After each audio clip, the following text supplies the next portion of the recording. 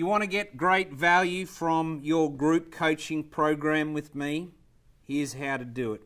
You need a great buddy. You need a great buddy relationship, and you need a great buddy on rules of the game. So let's talk about a buddy for a minute. The buddy is there for you to be their unreasonable friend. So whether you're in a duo or a trio, doesn't matter. You're there to be their unreasonable friend and not to go into collusion. I want you to write that word down, collusion. What that basically means is, let's just say I've got a buddy and I get on and they basically tell me that they've been so darn busy and that's the reason why they haven't got all their homework done, and you wouldn't believe what's been happening in their life, etc., etc. Now, if I'm being a bad buddy, I'm going to go into collusion with them and say, I know, Bob or Mary, I've got the same problem, and that's why I didn't do my homework, etc. And that's going to really devalue the process and devalue your buddy. Okay, so you're not actually adding value to them. Put it another way, you're cheating them.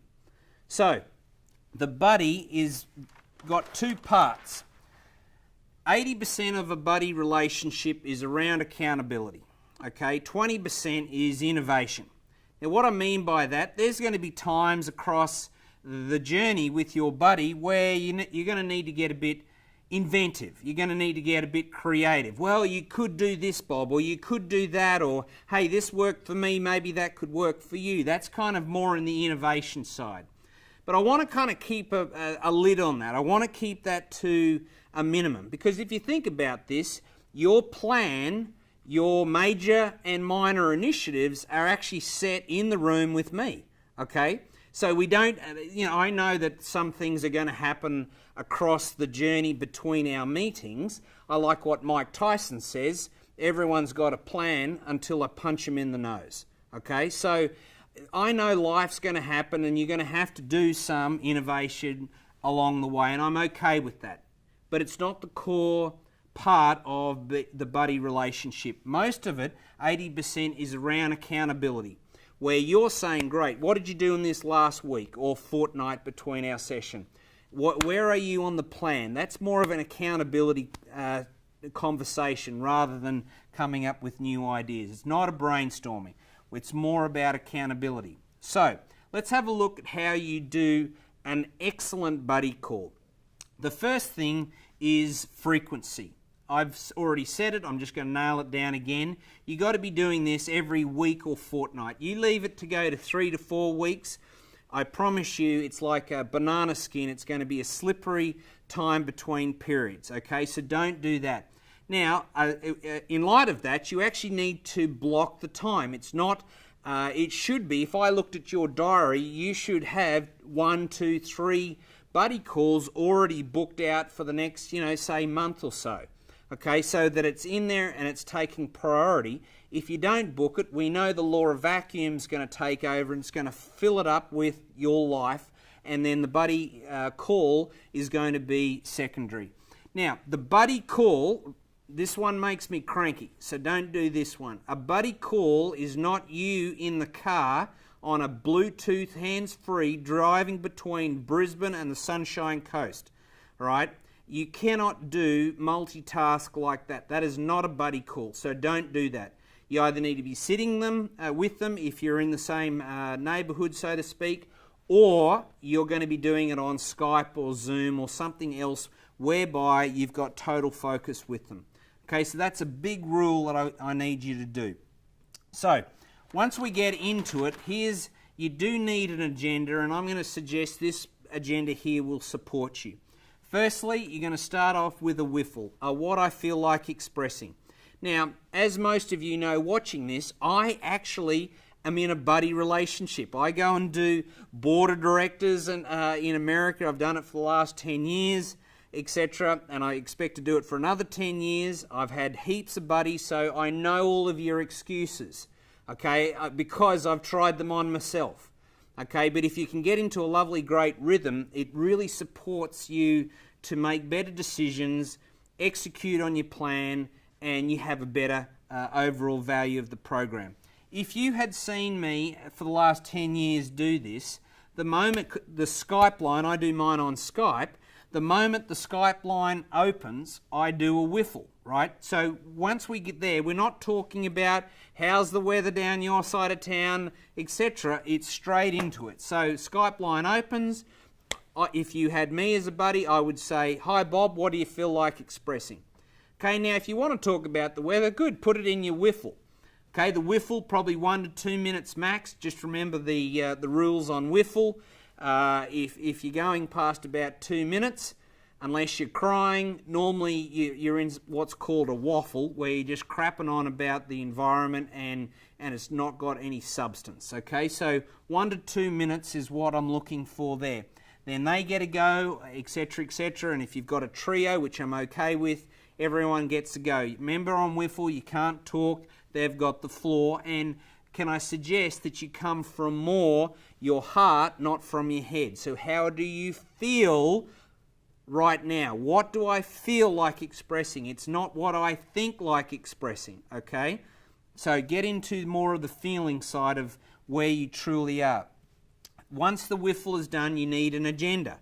Okay, now that sometimes could be, and again, I'm going to let you work this out with your buddy or buddies, is do you want for everyone to go on that particular day, or do you, sometimes it's worked where one person goes 1 week, the next person goes the next week, etc. So that's up to you in terms of how you do that. Either way, every time you do that, you should write an agenda down, which is you call for agenda points at the front of the meeting.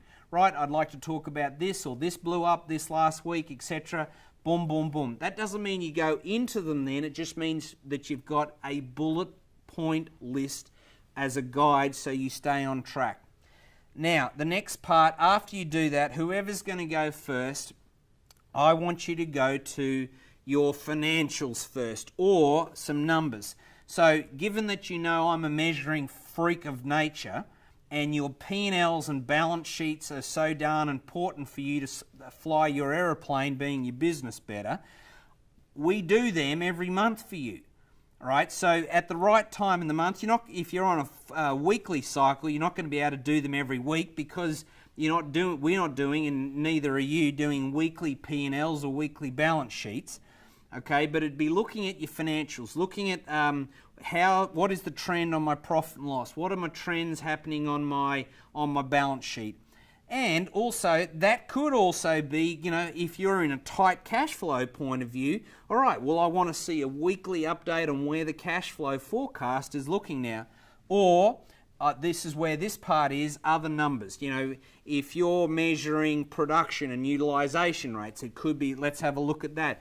If you're working on leads and conversion rates and those margins, it could be that in the last week or fortnight. Okay, so it could be depending on where you are in the month or the quarter on this. Does that make sense? I'm sure it will. Here's number 4, focus sheet. As you know, part of the buddy session is for you to agree with your buddy at the session what your actions are going to do between this session that you're having right now and the future session. And we've got a buddy focus sheet. So I want you to use that. Okay, so the buddy focus sheet you should be penning down. So you should be saying to your buddy, so based on what I just heard there, Mary, you've just written that down as goal 2. Is that right? Let me take a note of it. They're taking a note of it, and then vice versa when it's my turn. Okay, so that's some accountability on the focus sheet. And those focus sheets, by rights, the night before every session, they should be emailed, text, whatever, in the middle of the night before the buddy session. Okay, most people have heard this story before. Many years ago, a buddy of mine wasn't playing the game, never got the focus sheet back, so we put a little game in whereby across a 12-month period, any person in the buddy relationship who didn't give the focus sheet back from that level of accountability, he then had to buy the other person up to $1,000 bottle of whatever the poison they wanted. All right, I missed it once. It cost me $1,000 bottle of whiskey, and I never did it again. So what are your rules that you're going to do with your buddy around the focus sheet or attendance, etc.? And lastly, the agenda. Well, you're going to be talking about the plan. You know, where are you at on your plan? Where are you at with your majors and minors? That's what M&M stands for. Major and minor initiatives for the quarter. Okay, so it's not just talking about the weather, it's saying, all right, if we're halfway along the quarter, well then what are the different majors and minors and the plan that where are you up to? And if you do that in the session, I promise you, and the previous slides here today, you're going to have a better relationship with your board or EUP buddy, and it's going to make a really big difference to your year. So go and do what I just said. I know it works, and I know it's going to support you. Have fun with the buddy.